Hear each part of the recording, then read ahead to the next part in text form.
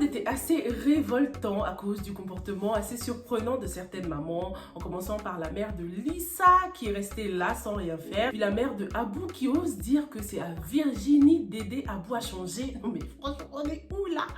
Ça m'a tellement révoltée et je suis sûre que vous aussi, vous étiez très en colère. Hein. Par moments, on avait même envie d'entrer dans la télé là pour leur dire un mot à ces deux-là. Ce qu'on constate en tout cas, c'est qu'il y a vraiment un clash générationnel là. Ce que ces mamans ont peut-être vécu à l'époque n'est vraiment plus du tout acceptable de nos jours. Hein. Dans cette vidéo, on va aussi parler du trio Lamine, Lisa et Medoune. Medoune qui a donc envoyé des gens agresser Lisa.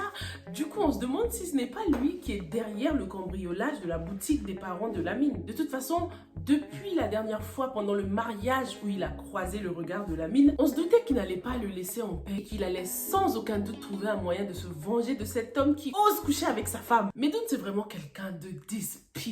Il est méchant, violent, diabolique et on a presque envie de dire qu'il mériterait bien d'hériter du sort de Lamine. Hein. Attends, il a osé violer sa femme alors qu'il savait, il se doutait forcément que la maman de Lisa était dans la pièce d'à côté. Donc, aucun respect pour les parents, aucun respect pour personne, ce mec.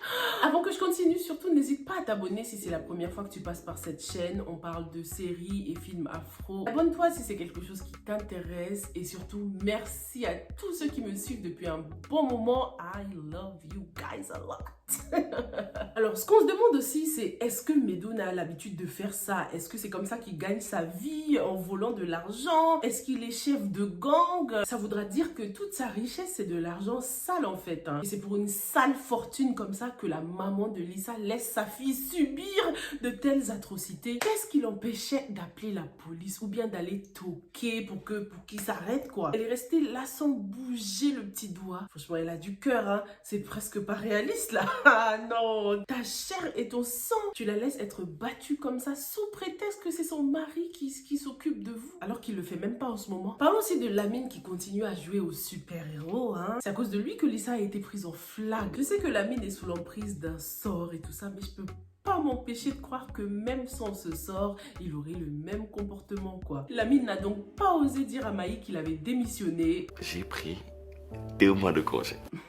Really nigga. Et ça franchement ce n'est que le début du commencement les gars. Je sens qu'il sera de plus en plus à l'aise avec les mensonges. Hein. Parlons aussi de Boris qui a visiblement beaucoup de mal à faire son deuil, hein, d'où son choix vestimentaire. Cette scène était vraiment bouleversante. Hein. Boris il a du mal à accepter la mort de sa mère et pourtant il va falloir rester fort pour la famille. Ce que j'ai aimé pendant cette scène c'était surtout l'absence de dialogue quoi. Enfin il n'a dit qu'une seule phrase pendant toute la scène, c'était maman tu nous manques. Hein. Le silence a vraiment intensifié la mélancolie dans la scène. Hein. Ça a permis de ressentir sa douleur, même sans parole, lorsqu'il touchait le lit. Ça signifiait le manque, le vide, mais aussi des souvenirs douloureux, quoi, la douleur. C'était une scène bouleversante et je suis sûre que certaines personnes ont coupé des oignons. Déjà qu'à la base, la mort de Jeanne, c'était un choc. Nous rappeler ces souvenirs, ça faisait franchement mal. Hein. C'était intéressant aussi de voir que Boris priait dans la chambre de ses parents, dans la chambre de sa mère, hein, comme s'il venait pour ressentir sa présence, sentir son odeur, recevoir des bénédictions, prendre de la force même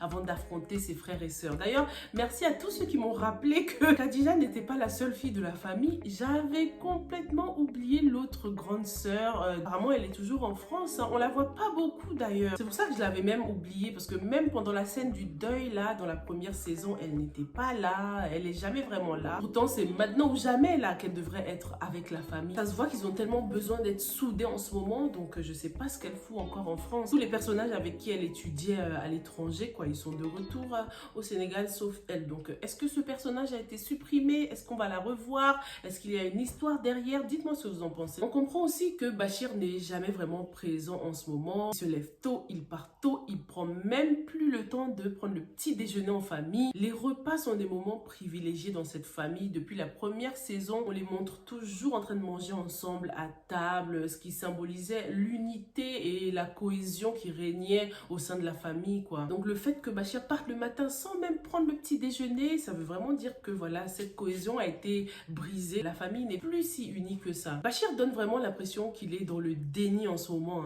Il ne veut absolument pas accepter la mort de sa femme et c'est pour ça qu'il s'éloigne de la maison et de tout ce qui lui fait penser à sa femme. Et il y a une part de vérité aussi dans ce que Khadija a dit. Je suis sûre que Bachir s'en veut. Ils se sentent coupables de la mort de leur mère. Ça n'a pas l'air comme ça, mais Bachir est dans la douleur, dans le déni. Il a beaucoup de culpabilité aussi. Il n'y a rien de pire que de vivre dans le regret et de faire souffrir quelqu'un qui t'aime sincèrement. Vous savez, il y a différentes phases dans le deuil. On passe par le choc, on passe par le déni aussi. On veut vraiment pas accepter la mort de la personne qu'on aime. Il y a des gens qui culpabilisent aussi. Ils pensent vraiment que c'est de leur faute. Et je pense que Bachir est encore dans cette phase-là de culpabilité. En ce qui concerne Khadija, elle est dans la phase colère là. On l'a vu dans cet épisode. Et franchement, ça m'étonnerait pas que Khadija fugue de la maison un de ces jours. C'est vraiment possible qu'elle se rebelle encore plus que ça et qu'elle fugue de la maison. Qu'est-ce que t'en penses? Boris, lui, il est dans la phase tristesse et puis j'ai l'impression que Hassan, il est dans la phase acceptation, tu vois. Il a fini par vraiment accepter la mort de sa maman. Il semble beaucoup plus posé, mais j'attends de voir. Faudrait qu'on nous montre comment ça se passe en ce moment avec sa copine. Est-ce qu'il a refait la même erreur que son père, c'est-à-dire enceinter une fille qu'il n'a pas encore épousée? Comme on est dans la série Karma, what goes around could have definitely come back around. Ami serait tellement d'une grande aide à cette famille et pourrait tous les aider, tous les conseiller, du papa à la toute petite, à la petite Khadija. Même si Bachir donne l'impression de passer beaucoup plus de temps avec Ami, d'essayer de rattraper le temps perdu, il est vraiment dans le mal en ce moment. Connaissant sa personnalité en plus, c'est un papa qui est très doux, qui est aimant, qui est plutôt calme. On se doute qu'il ne va pas du tout bien, quoi. Je kifferais que Ami ait une petite conversation heart to heart avec lui, comme ils ont l'habitude de faire, mais que ce soit Ami qui l'aide et qui le conseille cette fois, qu'il s'ouvre à elle, quoi. Donc il savait que Ami sortait déjà avec Alioune, chose qui ne m'a pas beaucoup étonnée parce que voilà, depuis sa conversation, son petit entretien avec Alioune là, depuis qu'il l'avait averti en mode toi je te vois venir, c'est soit t'es son frère soit rien. Il avait déjà compris le papa et c'est pour ça qu'il avait couru chez Madjib là pour vite l'inviter à l'expo de Ami, quoi. Je sais pas si Ami elle a bien entendu son papa. Il a dit Ni Malika ni Alioune Seck ne peuvent empêcher un amour de s'exprimer.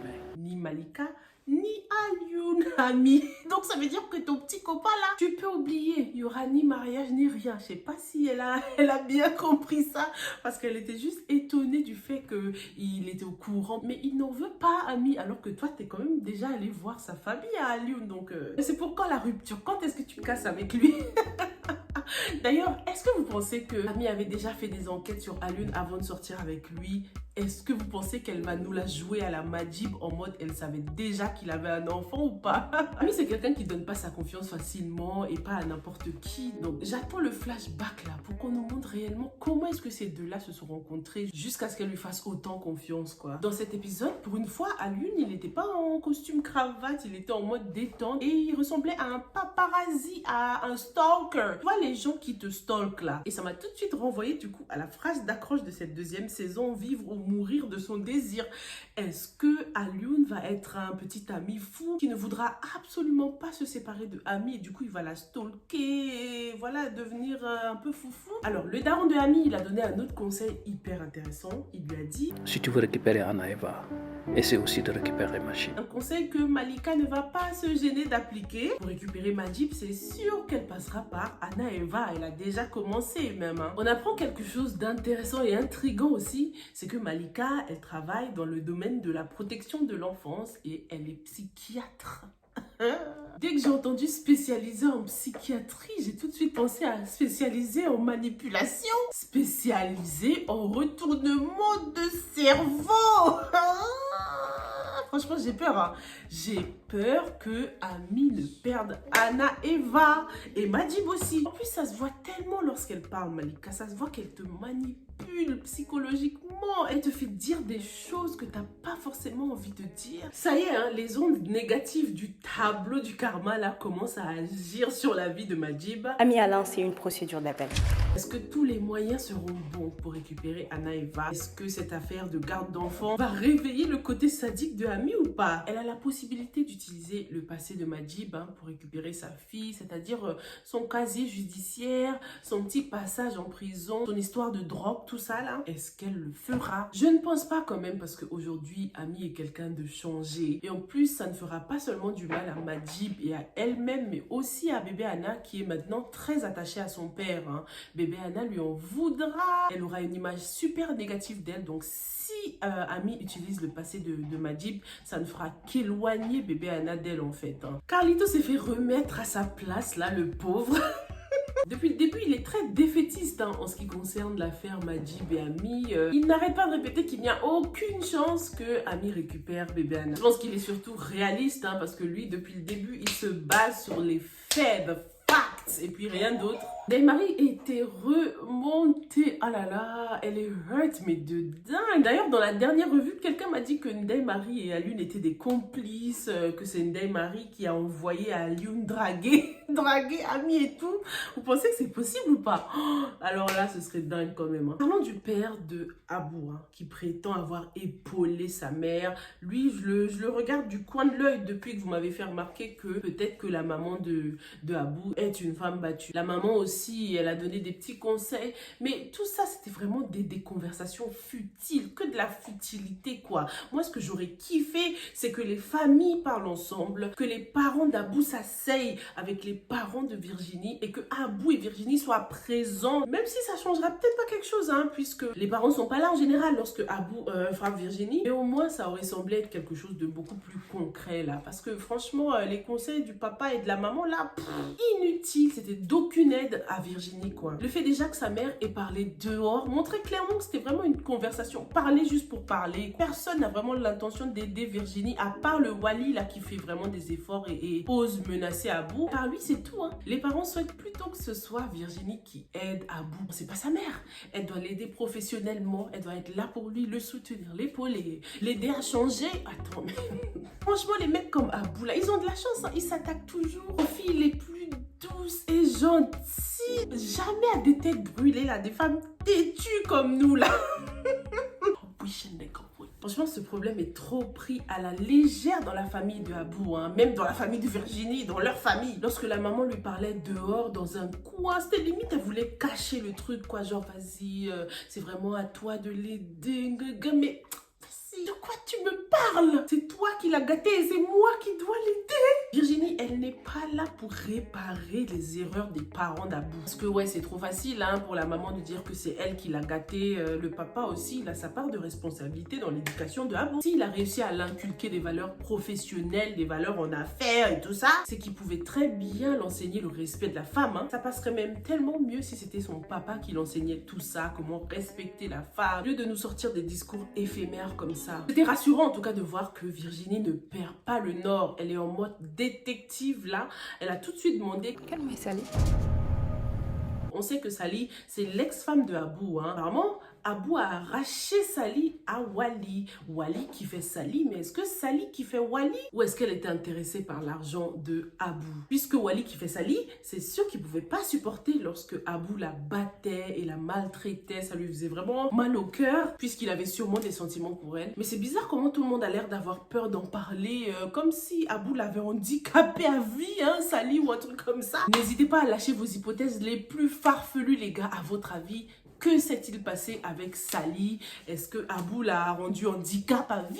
Est-ce qu'elle a fait une dépression mentale? Est-ce que c'était physique ou mental? Dites-moi ce que vous en pensez et dites-moi surtout ce que vous avez pensé de cet épisode dans les commentaires. N'hésitez pas à me parler des choses qui vous ont le plus marqué ou bien des choses que j'ai peut-être oublié de mentionner dans l'analyse. Et je vous retrouve dans la prochaine, ok? Stay safe and stay blessed. Bye! I want it. I want it so